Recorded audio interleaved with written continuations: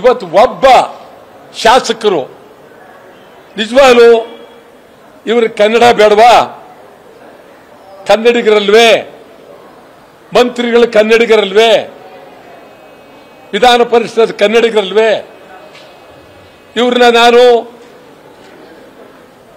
ಏನಾದ್ರೂ ಬೈಯೋಕ್ ಹೋದ್ರೆ ಇದೇನಿದು ವಾಟಾಳ್ ನಾಗರಾಜ್ ಅವರು ಈ ಭಾಷೆ ಉಪಯೋಗಿಸಿದ್ದಾರೆ, ಇವ್ರಿಗೇನಾರ ಮಾನ ಮರ್ಯಾದೆ ಗೌರವ ಇದೆಯಾ ಅಂತ ಹೇಳಿ ನಾನು ಹೇಳಕ್ ಹೋದ್ರೆ ಈಗ ಇದು ನಿಜಕ್ಕೂ ಏನ್ ನಮ್ಮನ್ನು ಈ ರೀತಿ ಮಾತನಾಡ್ತಾರೆ ಅಂತೇಳಿ ನನ್ನ ಮೇಲೆ ಪ್ರಿವಿಲೇಜ್ ಹಾಕಿದ್ರೆ ಹಕ್ಕು ಬಾಧ್ಯತೆ ಹಾಕಿ ನಾನು ಹೋಗಕ್ ಸಿದ್ಧ, ಮಾತನಾಡ್ತೀನಿ.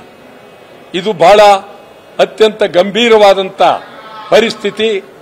ಈ ರಾಜ್ಯಕ್ಕೆ ಮಾಡದಂತ ದ್ರೋಹ ನಿಮಗೆ ಹೇಳೋದಾದ್ರೆ, ಒಂದು ಸಭೆಯಲ್ಲಿ ನಾನು ಈಗಿನ ರಾಜ್ಯಪಾಲರು ಮತ್ತು ಬಿ.ಡಿ. ಜತ್ತಿಯವರ ಮಗ 3 ಜನ ಜತ್ತಿಯವರ ಶತಮಾನೋತ್ಸವದಲ್ಲಿ ಸೇರಿದ್ದಾಗ ಸುಮಾರು 3 ತಿಂಗಳ ಹಿಂದೆ ರಾಜ್ಯಪಾಲರಿಗೆ ಸಭೆಯಲ್ಲೇ ಹೇಳಿದೆ, ನಿಮ್ಮ ಬಗ್ಗೆ ಗೌರವ ಇದೆ, ಈ ರಾಜ್ಯದಲ್ಲಿ ಇರಿ, ಆದರೆ ಒಬ್ಬ ಕನ್ನಡ ಪಂಡಿತರನ್ನ ನೇಮಿಸ್ಕೊಳ್ಳಿ, ಕನ್ನಡ ಕಲೀರಿ, ಮುಂದಿನ ಶಾಸನ ಸಭೆಯಲ್ಲಿ ಜಂಟಿ ಅಧಿವೇಶನ ಉದ್ದೇಶಿಸಿ ಮಾತನಾಡುವಾಗ ಕನ್ನಡದಲ್ಲೇ ಮಾತನಾಡಿ ಅಂತೇಳಿ ಈಗಾಗಲೇ ಅವರಿಗೆ ಮೊದಲೇ ಬಹಿರಂಗವಾಗಿ ಅವರ ಎದುರಿಗೆ ನಾನು ಮಾತನಾಡಿದ್ದೆ.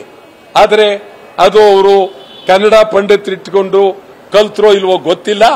ಒಟ್ಟಾರೆ ಸಂಪೂರ್ಣವಾಗಿ ಅವರಿವತ್ತು ನಮ್ಮ ಕನ್ನಡದ ಭೂಮಿಯಲ್ಲಿ ಕನ್ನಡದ ಸದನದ ಜಂಟಿ ಅಧಿವೇಶನದಲ್ಲಿ ಹಿಂದಿಯಲ್ಲಿ ಮಾತನಾಡಿರುವುದು ಸಮಗ್ರ ಕನ್ನಡಿಗರಿಗೆ ಮಾಡಿದಂತ ದ್ರೋಹ ಮತ್ತು ಅನ್ಯಾಯ.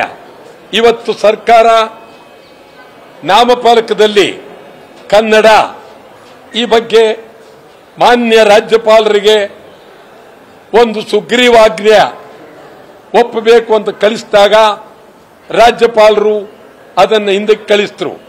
ಸುಗ್ರೀವಾಜ್ಞೆ ನೀವು ಒಪ್ಪೋದಿಲ್ಲ ಅಂತ ಕಳಿಸಿದ್ರು.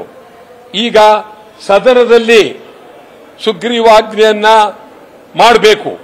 28ನೇ ತಾರೀಕು ಇವರು ಕೊನೆಯ ಒಂದು ಅಂತ್ಯವಾದಂತ ಒಂದು ತೀರ್ಮಾನ ಕೊಟ್ಟಿದ್ದಾರೆ ಸರ್ಕಾರ.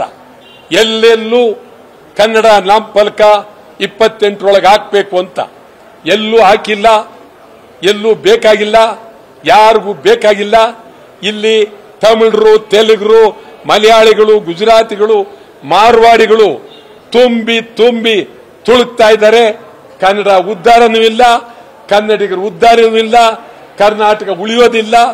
ಇವರು ನಾನಿವತ್ತು ಹೇಳ್ತೀನಿ, 28ರ ಒಳಗೆ ಈ ರಾಜ್ಯದಲ್ಲಿ ಸಂಪೂರ್ಣ ಕನ್ನಡ ನಾಮಫಲಕ ಬದಲಾವಣೆ ಆಗದೇ ಇದ್ರೆ ಕರ್ನಾಟಕ ಬಂದ್ ಮಾಡ್ತೀವಿ. ಕನ್ನಡ ಒಕ್ಕೂಟ ಎಚ್ಚರಿಕೆ ಕೊಡ್ತಾ ಇದ್ದೀನಿ. ಸಿದ್ದರಾಮಯ್ಯನವರಿಗೆ ಅತ್ಯಂತ ಕಳಕಳಿಯಿಂದ ಒತ್ತಾಯ ಮಾಡಿ ಹೇಳ್ತಾ ಇದ್ದೀನಿ, ಈಗ ಸದನದಲ್ಲಿ ಅದನ್ನ ಮಸೂದೆ ಮಾಡಿ ಮತ್ತೆ ರಾಜ್ಯಪಾಲರಿಗೆ ಕಳಿಸಿ ಒಪ್ಪಿಗೆ ತಗೊಳ್ಳಿ ಮತ್ತು ಕಾನೂನು ಬದ್ಧವಾಗಿ ಮಾಡಿ ಎಲ್ಲೆಲ್ಲೂ ಕನ್ನಡ ನಾಮಫಲಕ ತರಲೇಬೇಕು, ಮಾಡಲೇಬೇಕು. ಕನ್ನಡಿಗರ ನೆಚ್ಚಿನ ನ್ಯೂಸ್ 18 ಕನ್ನಡ ಈಗ ವಾಟ್ಸ್ಆಪ್ನಲ್ಲೂ ಲಭ್ಯ. ಕರ್ನಾಟಕ, ದೇಶ ವಿದೇಶಗಳ 360 ಡಿಗ್ರಿ ಸುದ್ದಿಯ ವಿವರಗಳನ್ನ ನಿಮ್ಮ ಕೈ ಬೆರಳುಗಳಲ್ಲೇ ಪಡಿಲಿಕ್ಕೆ ಈ QR ಕೋಡ್ ಅನ್ನ ಸ್ಕ್ಯಾನ್ ಮಾಡಿ, ನಮ್ಮ ಚಾನಲ್ ಫಾಲೋ ಮಾಡಿ, ನೋಟಿಫಿಕೇಶನ್ ಆನ್ ಮಾಡಿ.